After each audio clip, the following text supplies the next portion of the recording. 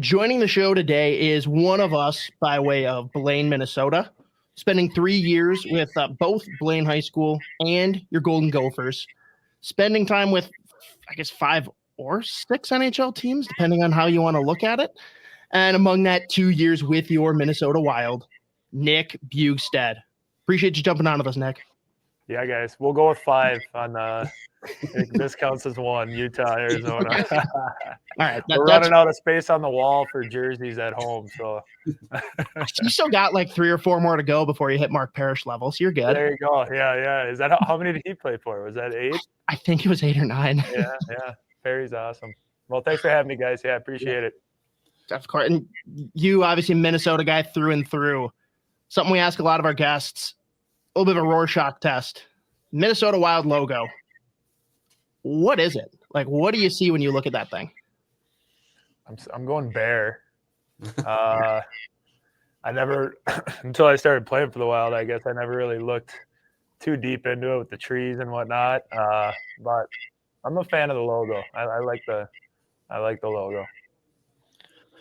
Like, as you can see, this is Fellowship of the Rink is the podcast name. A little Lord of the Rings stick tap for our love of the movies and the books. Are you a Lord of the Rings fan at all, or no? Yeah, I am. I'm not a diehard, but it's on TV. I'll watch it. Yeah, I enjoy Lord of the Rings, Harry Potter. But yeah, I like the name, guys. Good choice. I wasn't sure if you had a nerd itch or something that's kind of off the wall thing you're interested in, like something you collect or like a certain hobby. Like I know pickleball is a thing you're big into, right? So, but anything else that you're kind of will be your nerd itch, I guess, if you had to call one. My buddy always says I'm one self-help book away from figuring it out. So I'm into psychology and just kind of that area. So I guess if I had to be a nerd in anything, it's maybe self-help books, I'll call it. Psychology books. So that would be your job if you didn't play hockey, kind of thing? Yeah, I don't know. If I hadn't played hockey, I think I was going the teacher route, maybe gym teacher and high school hockey coach. But yeah, I don't know. When I'm done playing, I'm sprinkling into that department. I think we'll see where it takes me. But yeah, very interested on how the mind works and everything that goes along with that. Very interesting. That's not an answer I expected, but I like it. Yeah, I don't have anything. I wish I had something cooler. But I have 3 kids that I'm chasing around usually. So that's kind of my, I guess, hobby or what I do in my downtime. So they keep me busy. Yeah, pretty all-encompassing hobby. Yeah. And I know Hankinson kind of tipped us off. Joe mentioned it there a second ago, the pickleball thing. Like, is this something that's just deep rooted and you're kind of running train on everything in the cul-de-sac, or what's the deal there? Oh, you talked to Hank. Oh my gosh. Yeah, last summer I didn't get to do much of it. But we actually, cul-de-sac, we had a hole. We painted the lines. We had our own little makeshift pickleball setup with all the neighbors. And I played tennis growing up a little bit. So I picked up pickleball as I've gotten older and less limber. But I will say, my pickleball time the last year has gone down, unfortunately, with the kids. It's usually what they want to do. But if I get a chance to play pickleball, I'm into it. Tennis, any type of racket sports. I'm into. My buddy Justin Hall, I played with in Minnesota. We played a lot when we were in college and early in our professional careers, and I'd always beat him. And now that guy plays almost 6 days a week, I think I'd say. And yeah, he puts me to shame. So Justin Hall's on the radar. I think probably him and Brock Nelson in the cities, probably some of the best racket sports players as far as hockey guys go. And you say you played a little bit of tennis. Like, be honest here. Like, take a second to brag a little bit about your high school career. Oh, okay, yeah. It sounds way cooler than it was. I played my senior year, just signed up, or my last year of high school, signed up for tennis, wanted to try something new because I played quite a bit when I was younger, just recreationally, never organized. So I wanted to see what I could do out there. And I ended up playing second, third pairing for doubles. and we went 18-0, my partner and I. So they made it sound way cooler. I think it's on my draft YouTube video. When they're announcing when I got drafted by Florida, he's an unbelievable tennis player, which was not. I mean, I was okay. My partner was really good, and I'd basically just go to the net, and they called us the Twin Towers. So I had to miss the sectionals for the combine, so I felt bad for my partner. Kind of left him to dry there, but not that good. I'd say I'm pretty average, but it sounds way cooler that I was 18-0 with my partner. So Yeah, I'll give a lot of credit to him. That's perfect. I know there's like a hierarchy as far as like top golfers in NHL. Like Pavelski was that guy, whatever like that. Is there top tennis players in NHL? Like I know Dominic Moore. I used to cover him. He was like a probably really good tennis player. Probably a lot of the Europeans are really good tennis players. Like, is there like a known around the league like top guys that play tennis? Yeah, so I get to hear from Hall. Hall's like Justin Hall is a good friend of mine and an avid tennis watcher and player, fan. I think that Nylander is legit from what he makes it sound like. I think they played quite a bit in Toronto. But as I said, I kind of just familiar with the Minneapolis guys. Haven't played Brock Nelson, but I will at some point. Heard he's elite. Who else we got? I think Jake Gardner's pretty good. Halsey would probably say he's on the top of the totem pole in the city, though. So I don't know. You guys will have to ask him about it. I think he's worked his way up. He trains pretty hard for. I think that's kind of his cross training in the summer. So. And you're getting to skiing now too. I'm sorry to hear Jackie got a little bit banged up, right? Yeah. No skiing on my end. I can't risk any type of injury. But yeah, my wife and all the girlfriends, they were out skiing. That was probably 3-4 weeks ago now, and she tore her ACL. So she was really enjoying it. Came to a quick end, and she's hurting right now. She's a tough cookie, but had the surgery and everything, and having my mother-in-law in town helping us out.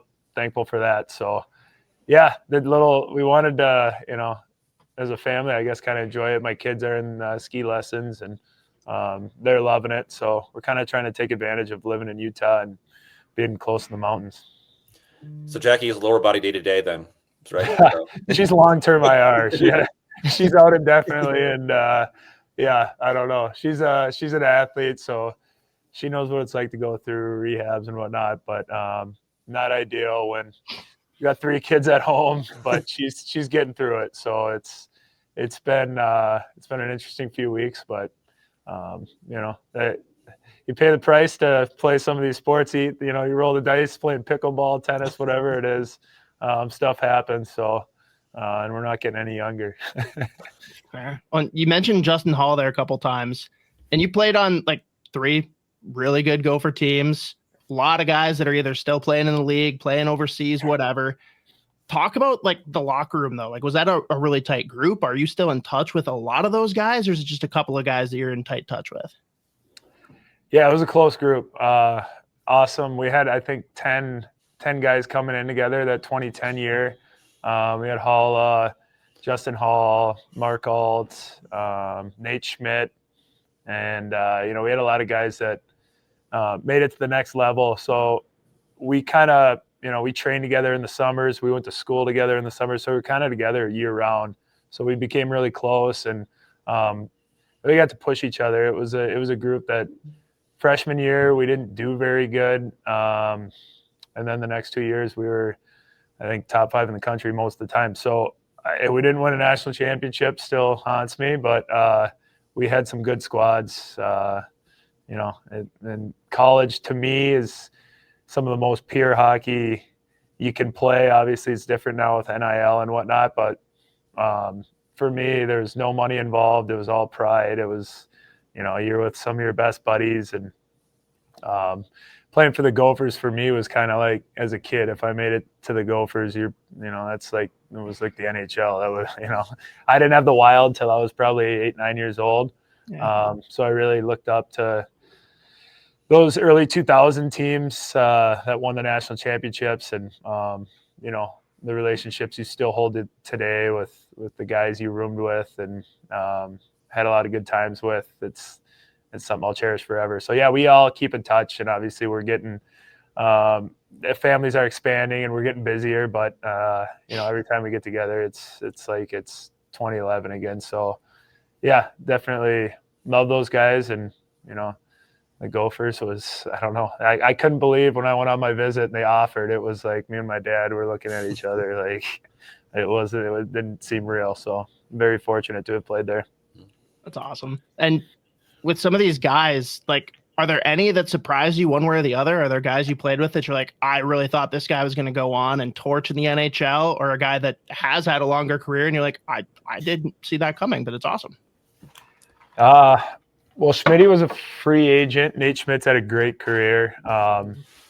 Obviously, he's had some great years. Justin Hall, he was playing forward our third year, my junior year there. So it was kind of I don't know if he really expected what was going to happen going forward, but he grinded it out, played in the East Coast League and made it to the NHL. So that's impressive on his end. It's hard to say because we're drafted as 17-year-olds, or all the projections are made when you're still going through puberty and still kind of figuring out who you are. So it's hard to really know who's going to pan out, who's not. But I think playing Division I hockey for anyone, it's an impressive accomplishment. So yeah, I think like you got the Kyle Rouse, who he was always a killer from high school hockey. I played against him from squirts on. And have you talked to him since he signed in China? No, I haven't. And I didn't know that, so thank you for the news. I'm gonna have to text online. I don't know how true it is because it's KHL. Who knows what the hell's going on over there? But yeah. Supposedly he's playing for one of the China-based teams. Wow. All right. Good. Because I didn't know. I see Kyle in the summers, and we keep in touch. We were roommates in college, but great player. He's always had that. He's always had the goal scoring instinct, even though he's not the biggest guy on the ice. And I've always admired guys like that he just works. He's got that dog in him, as the kids say nowadays. So I hope he's still playing, because I know the last couple of months he's been kind of waiting. So I know you mentioned college hockey is probably the most pure, or at least it has been in the past, pure hockey you can play, other than your backyard rink growing up. But what are those emotions like when you're a guy who's maybe a days away from signing an NHL contract? You're a first round pick, and you're with the boys for one last time, one last run. Like Brock Faber went through it, and a lot, Nyes went through it. Those guys, those emotions are probably like, hey, I want to be in the moment, but I also know 2 days away, I don't want to get injured because I'm going to be playing the NHL. What's the kind of balance there and the emotions you're feeling between two worlds? Yeah, that's a good question. I think it's hard to when you're in flux of should I sign or stay. I was kind of deciding my sophomore year if I was going to leave. That was the lockout that year in 2012-13. So for me, you want to be able to develop as much as possible and be as ready as possible when you get to the NHL level.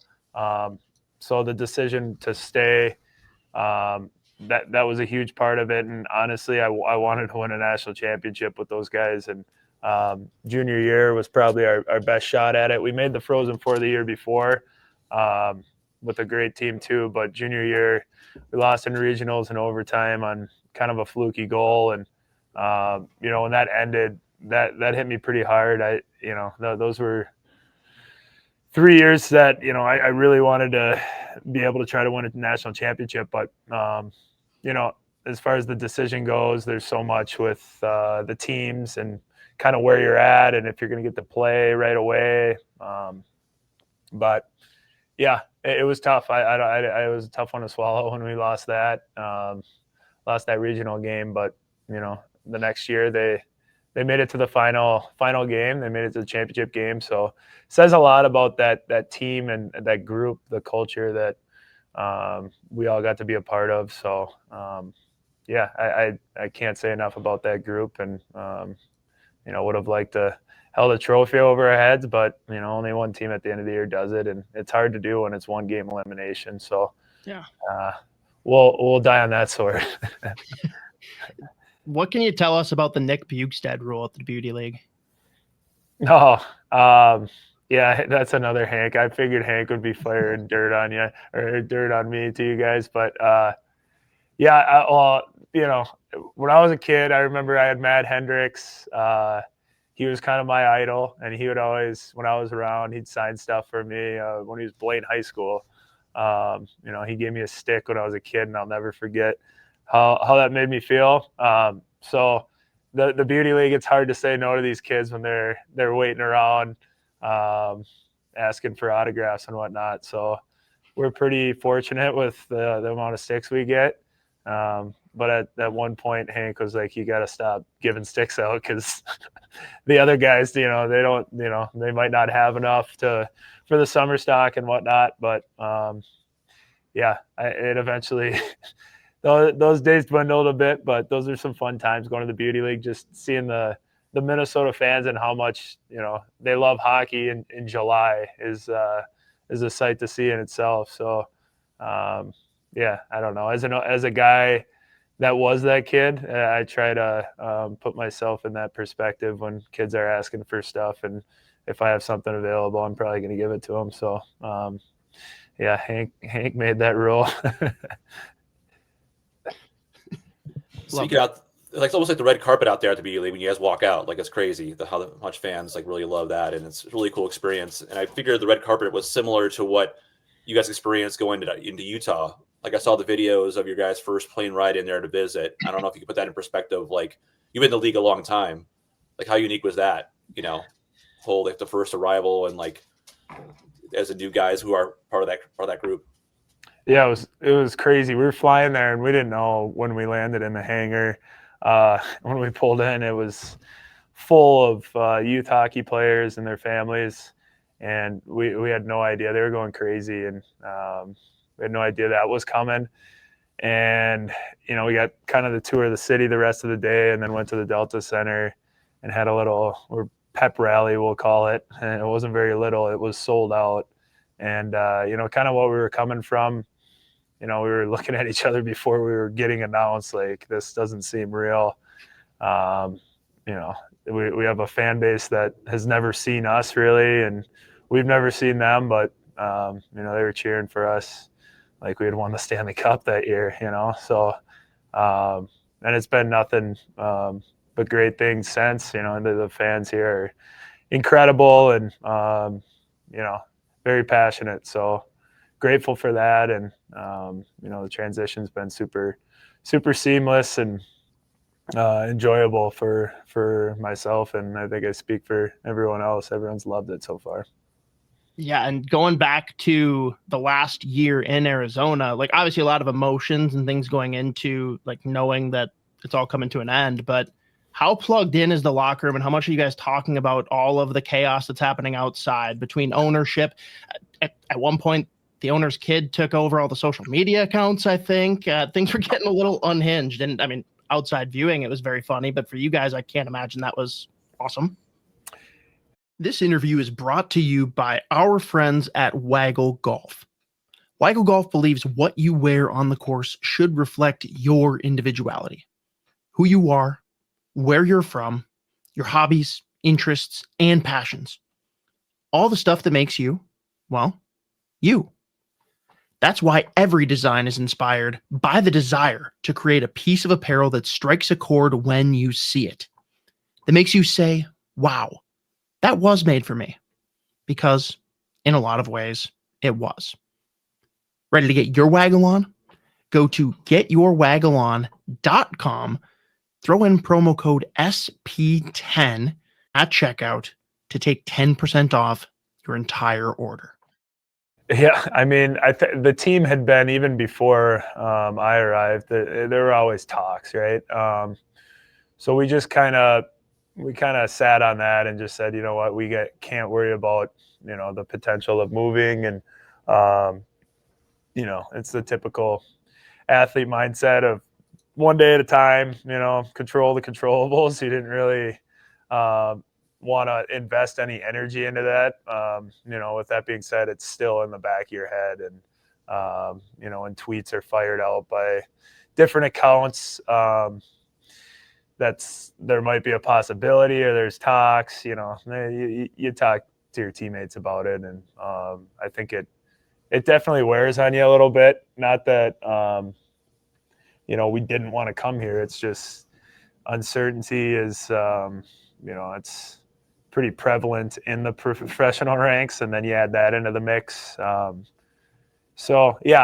I don't know. I've been traded more than a few times. So to me, it was like, well, we had 5 months to figure it out after we heard it. So that it was kind of not a huge deal, but, usually you're traded the next day, you're in a new city, and then you're figuring it out. But, we had a lot of support, like I said, from the fans, but from the organization, the Smiths from the first day showed how much they cared about us and they cared about this team and this city. So, that makes you feel welcome, and they've supplied us with everything possible that we need, and they've been great for us. Is there one thing when people ask you about playing in Arizona, and I know you don't want to talk negatively about it necessarily, but in terms of the fans were great. I've been out to games at Mullet Arena. It's such a fantastic atmosphere, but day-to-day travel, just overall all the ways things were run, there's something you just tell guys this isn't done anywhere else. This is something that was unique for us, that was wow, this is something that was kind of surprising that this happened, or this kind of thing. Yeah, I mean, the Mullet was obviously different. I didn't hate playing in it. I don't know, it's good ice, and that's usually how I base my opinion off of an arena, how the ice is. So, and as far as, we have a CBA, so a lot of, the hotels you're staying in and all that different stuff, it's pretty standard.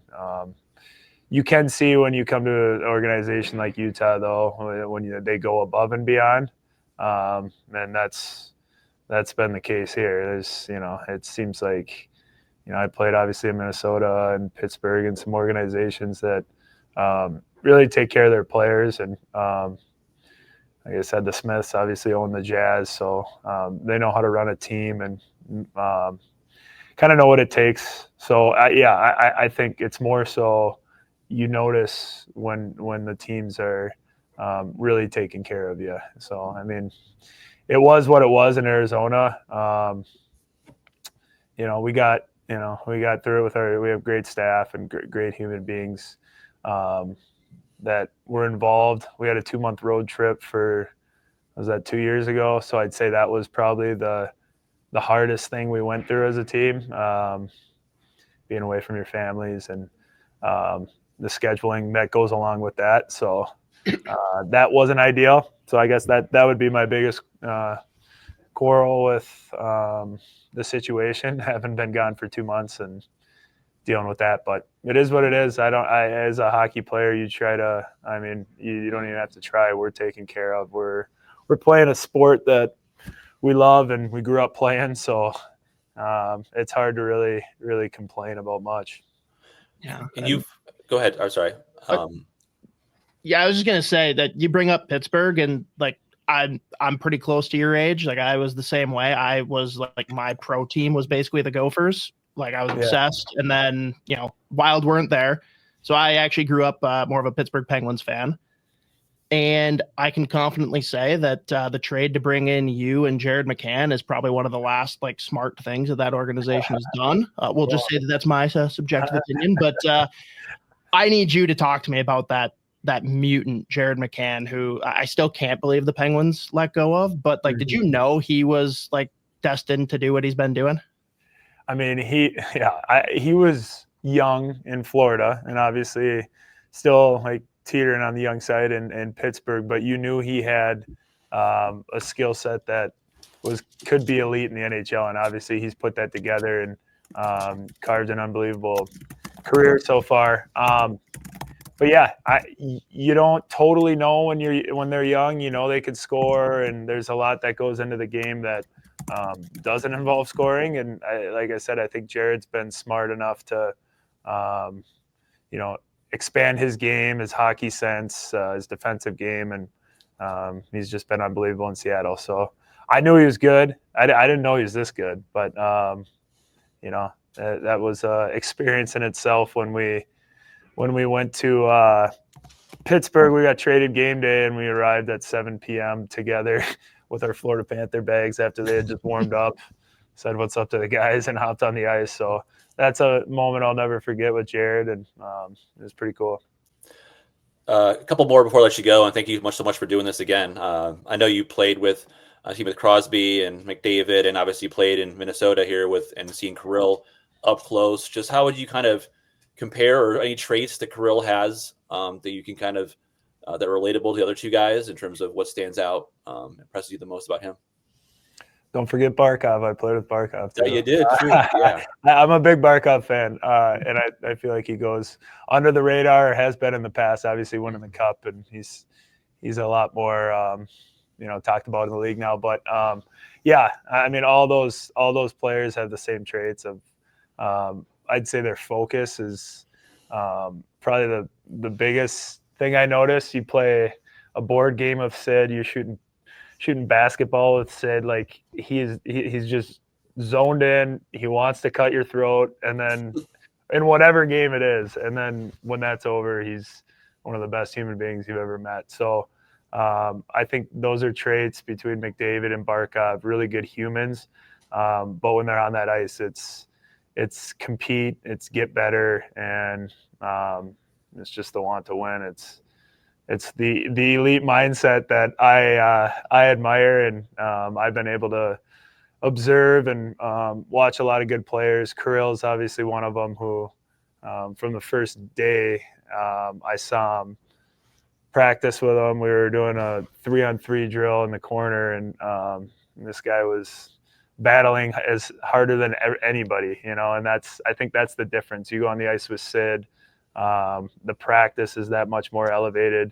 Everyone has to work way harder when your best guy is, kind of cutthroat, as I said. So Kirill, very impressive human and very impressive player. So I enjoyed my few years with him, and I do not enjoy playing against him. That's very fair. Yeah. To wrap things up here, we do this for every episode. I got to ask quick, though, how's the golf game? Terrible. Yeah, terrible. It's never been. I was probably better at golf when I was 13 than I am now. I'm not kidding you. So no time for golf. I'll use that as my excuse, but my swing is something comparable to Charles Barkley, I'd say. Not as bad, but pretty ugly. My wife, first time at the driving range, thought I was kidding when I was swinging, so that was a fun one. That's actually pretty awesome. Final question, brought to you as always by our good friends at Waggle Golf. First, make sure you head over to getyourwaggleon.com, throw in promo code SP10 to take 10% off your entire order. Up to you. We can swivel this if we need to, but the traditional question is, what's your dream golf foursome? So 3 guys that you would want to be out on the course with. But if you want to pivot it to like 3 guys you want to play pickleball with, like I can deal with that. Sure. Wow. Well, we'll do it foursome golf just for the sake of that's a commonly asked question. And you're in the golf cart with them hanging out. To me, it'd be more about hanging out with those 3 people. So give me a minute. I'll make it a little fun and a little serious. I love Nick Swartz, and he's a Minnesota guy. Yes. And I've been a fan of him since I was in high school, and he was Terry on Reno 911. So for the morale and the fun part of it, we'll throw Swartz in there. Gosh. That's an awesome answer. By the way, like Vikings loss, do we take that pretty tough, or were you ready for it? I mean, I was excited for them. It was a tough draw for the wild card, but I'll always root for my Vikes. But that was a tough ending. But they had a good season, and we'll just keep getting better, right?